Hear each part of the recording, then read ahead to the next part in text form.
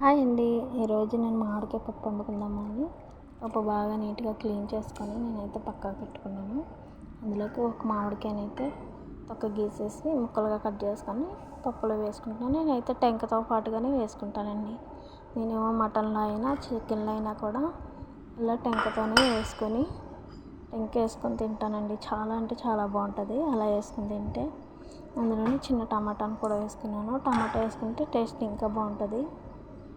ఒక ఉల్లిపాయ 4 పచ్చిమిరపకాయలు కూడా కట్ చేసుకొని వేసుకున్నాను.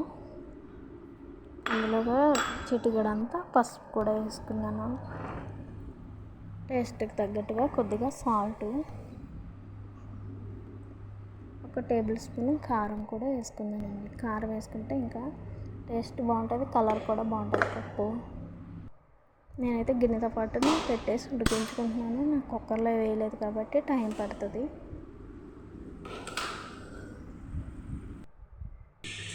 అంతేనండి, అయిపోయింది. పప్పు అయితే బాగా ఉడికిపోయింది. దీనైతే గట్టితో సాయంతో నేను మెత్తగా అయితే చేసుకుంటాను. అండి అయిపోయింది, మెత్తగా చేసుకున్నాను. ఇందులో అయితే ఇప్పుడు పోపు వేసుకోవాలి కాబట్టి వేసుకుందాం, దాన్ని రెడీ చేసుకుందాం. టెంకాయ అయితే నాకు ఇప్పుడే తినేయాలని అంతగా అనిపిస్తుంది. అందులో ఇది పోపు వేయాలి కాబట్టి పోపు వేసుకున్న తర్వాత తిందాం. పోపు అయితే రెడీ అయిపోతుందండి. పోపు కూడా చేసుకుంటున్నాను. ఇవన్నీ కలిపి వేసేస్తాను ఒకసారిగా.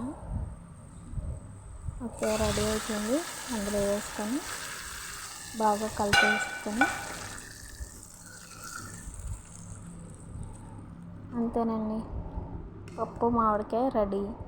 మీరు కూడా ఇలా ట్రై చేయండి. Okay, bye friends.